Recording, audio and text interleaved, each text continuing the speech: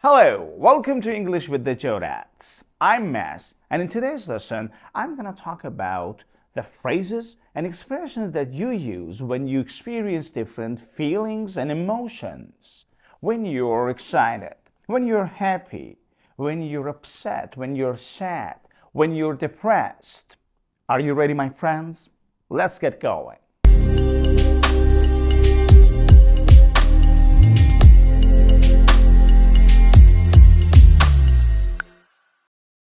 In this video, I'm going to tell you the story of John when his son was born, and I'm also going to talk about the different feelings that he experienced at that time. So, let's get started. John experienced a roller coaster of emotions when his son was born. He experienced a roller coaster of emotions. What's that? A roller coaster of emotions. A roller coaster of emotions means many different emotions, one after another. And when I say John experienced a roller coaster of emotions when his son was born, I mean he had many different emotions, one after another. He felt excited and happy one minute, and the other minute he felt nervous. He was worried, and sometimes he even felt anxious, very worried. So, my friends, a roller coaster of emotions means many emotions at the same time, one after another, high and low, happy and sad. Let me give you another example. When I listen to classical music, I experience a roller coaster of emotions. Sometimes I feel happy and sometimes I feel sad.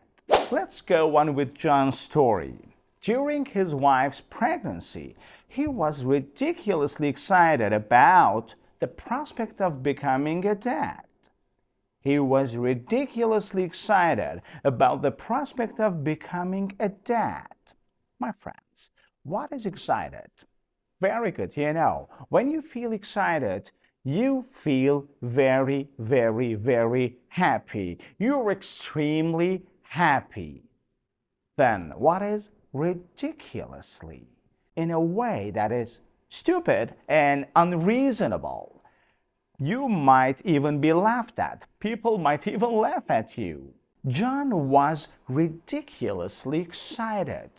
He was very happy. He was very, very happy in a way that it was stupid and unreasonable. He was unreasonably excited about the prospect of becoming a dad.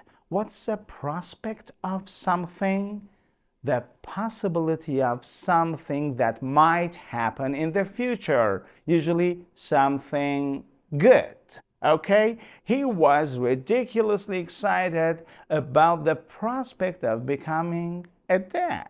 Now you tell me, do you ever feel ridiculously excited about the prospect of something good that might happen to you in the future? Oh my God, I'm becoming a dad, I'm buying a car, or I'm getting married. Ridiculously excited. By the way, what is pregnancy? Very good. Pregnancy is a period when a woman is pregnant, when a woman is expecting a baby. Pregnancy is a noun, pregnant is an adjective. So it's a period when a woman is pregnant, when a woman is expecting a baby. It's more polite to say she is expecting a baby. You can also say she's pregnant, but it's more polite, as I said, to say she's expecting a baby. The next phrase I'm going to teach is blissfully happy. What is this? When you feel blissfully happy, you're very happy because you don't even think about some problems that might happen later. When you're blissfully happy, you're unaware of some possible problems. Children are usually blissfully happy because children have no idea what a problem is. They don't think about the problems that they might have when they're an adult. When they grow up, children are blissfully happy. Let's go back to John's story. On the big day, he'd imagined that things would go smoothly and they'd be blissfully happy. On the big day, the day when John's son was going to be born, on the big day, he'd imagined that things would go smoothly. When things go smoothly, everything is all right, things go very well, and there's no problem. And they'd be blissfully happy. He didn't even think about the problems that he might have later. But there were complications during the delivery, and John was worried sick. He was worried sick because his wife had to have an emergency surgery. My friends, when I say John was worried sick, I mean he was very, very, very worried. He was extremely worried, even anxious. What is anxious? That's right. When you feel very, very worried, when you feel extremely worried, you feel anxious. You are anxious about something bad that might happen in the future.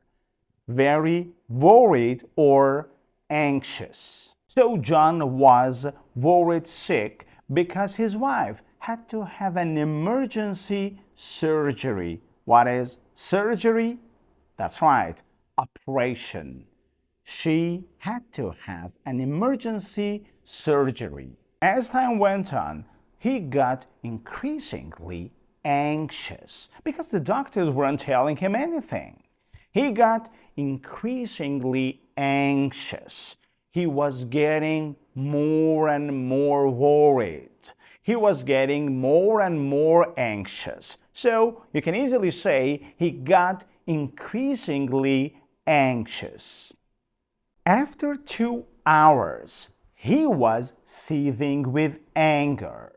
What does this mean? To seethe with anger. When you are seething or when you are seething with anger, you feel very, very angry, especially because you're unable to express your anger. You're unable to show it clearly. So we say John was seething with anger. He was ready to explode. He was very, very angry. To seethe with anger. So, as I said, John was seething with anger, and suddenly he lost his temper. And he shouted at one of the nurses. To lose one's temper. My friends, when you lose your temper, you get angry all of a sudden.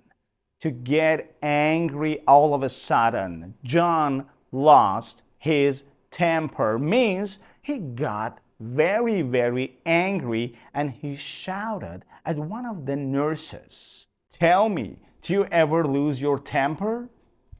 Oh, you do. It's not very good. We need to keep calm.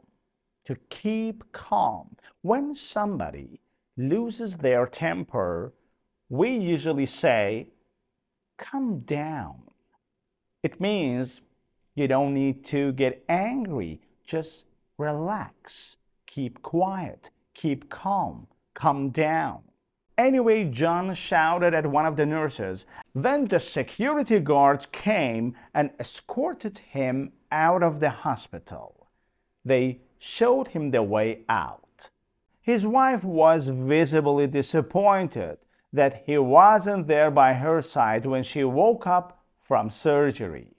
She was visibly disappointed. What is disappointed, my friends? When you're disappointed, you're unhappy because the situation is not as good as you hoped or you expected. His wife hoped that she would see him when she woke up from surgery, but It didn't go as she expected, and she was visibly disappointed. What's visibly? Very good. It means it was obvious. It was clear that she was disappointed. She was unhappy. So she was visibly disappointed. She usually prefers to hide her feelings. Show somebody's feelings, hide somebody's feeling. So, when you show your feeling, you express your feeling very easily. But some people are not very good at showing their feelings, and they prefer to hide. They hide their feelings, and they don't express it very easily. As I said, John's wife doesn't show her emotions, and she prefers to bottle up her emotions. To bottle up her emotions. It also means to hide her emotions, to keep her emotions hidden inside her. When you bottle up your emotions, you keep it hidden inside you. You hide your emotions. So you can say, I usually bottle up my emotions. I don't want to show my emotions. I tend to hide my emotions, to bottle up someone's emotions. John was terribly sorry that he had lost his temper. He was terribly sorry. He was very sorry, and he was feeling very bad about it. He was feeling terrible about it. He was terribly sorry. He was terribly sorry that he let his wife down. He let his wife down. When you let somebody down, you disappoint these people. You make them feel unhappy and disappointed.